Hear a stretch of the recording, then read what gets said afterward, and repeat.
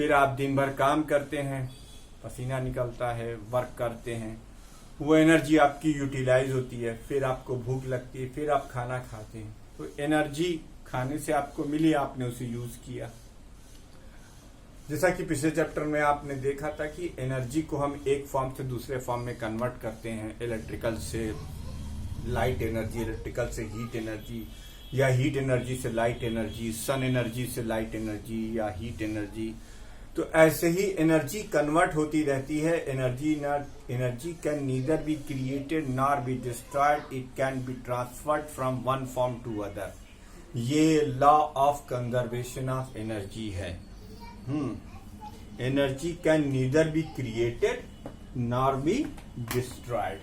तो ये law of conservation of energy है। वो क्या है? Law of conservation, law of conservation of energy. क्या है बच्चों ये law? The energy can neither be created, the energy can neither be created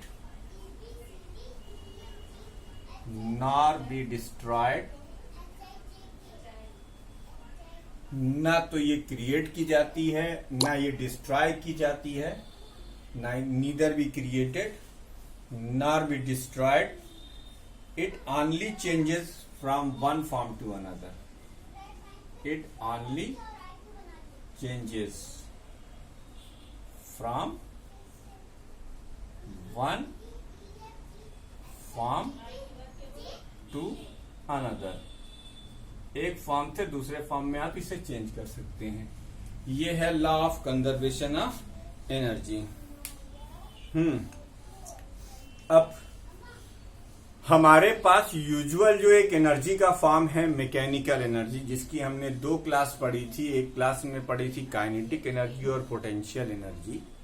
इस चैप्टर में एक इम्पॉर्टेंट प्रूविंग है कि आप law of conservation of mechanical energy करें। हाँ, तो ये अब हम यहां पर डिस्कस करेंगे। तो law of conservation of energy के बाद अगला जो है कि that is energy remains conserved. इसका सीधा साधा मतलब क्या हुआ कि एनर्जी कंजर्व्ड रहती है। एनर्जी को सिर्फ एक फॉर्म से दूसरे फॉर्म में कन्वर्ट किया जा सकता है। अब इसको लिख लीजिए आप, या इसको दूसरे शब्दों में ऐसे लिखा जा सकता है, और चलिए वो भी लिख देते हैं। The total energy, the net energy of an isolated system remains constant. किसी आइसोलेटेड सिस्टम की टोटल एनर्जी कांस्टेंट रहती है। ये एनर्जी कंजर्वेशन प्रिंसिपल को लिखने का दूसरा तरीका हो गया। The net energy of isolated system remains constant. Isolated system की सबसे अच्छी एग्जांपल आप अपने घर में रखे हुए चाय के थर्मस से दे सकते हैं। चाय के थर्मस में आपने चाय को गर्म करके एक बार उसको अंदर पैक कर दिया, तो अब न चाय गर्म हो सकती है ज्यादा, न ठंडी हो सकती है। ठीक है, वो उसी फॉर्म में बनी रहेगी। तो ऐसा सिस्टम जिससे एनर्जी का ट्रांसफॉर्मेशन ना हो सके, मास का ट्रांसफॉर्मेशन ना हो सके, न सिस्टम से सराउंडिंग में जा सके एनर्जी, ना सराउंडिंग से सिस्टम में जा सके एनर्जी, तो ऐसे सिस्टम को हम आइसोलेटेड सिस्टम कहते हैं। और ऐसे सिस्टम के लिए एनर्जी कांस्टेंट रहती है। ठीक है, एनर्जी क्या रहती है? कांस्टेंट रहती है। तो बच्चों जो इसका अब एक और वो है कि in the absence of all the frictional forces. चलो law of conservation of energy में एक और चीज करते हैं। वीडियो को पॉज करके चाहे तो इसे नोट कर लीजिए। इफ, एक और स्टेटमेंट हम लिख रहे हैं। If there is only an interchange, if there is only an interchange, if there is only an interchange between potential energy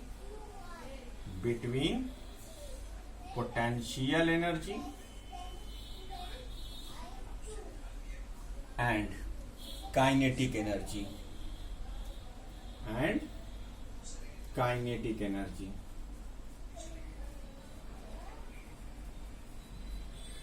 then the total mechanical energy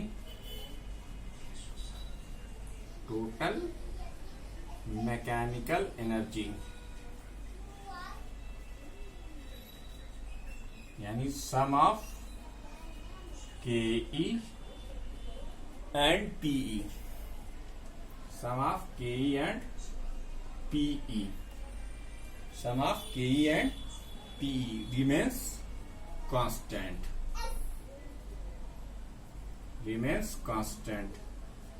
in the absence of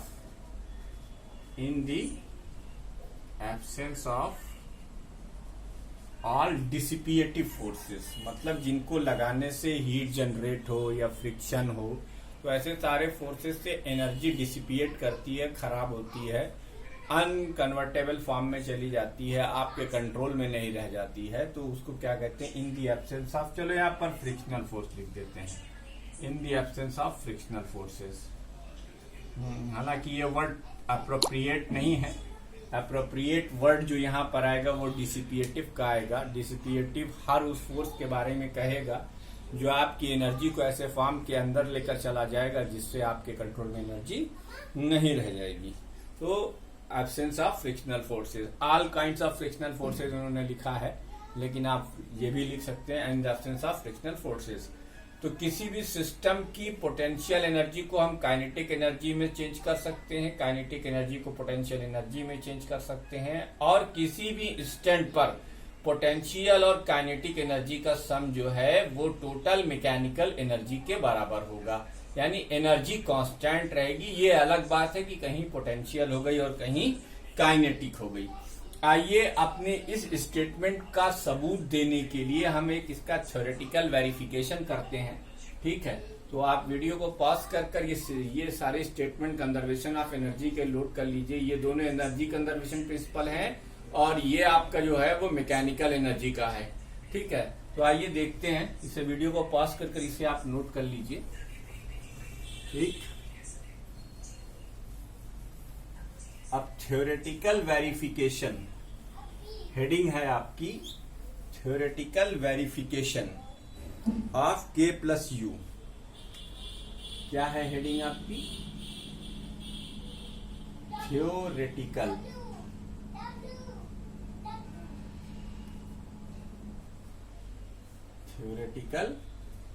verification of K plus U is equal to constant for a freely falling body.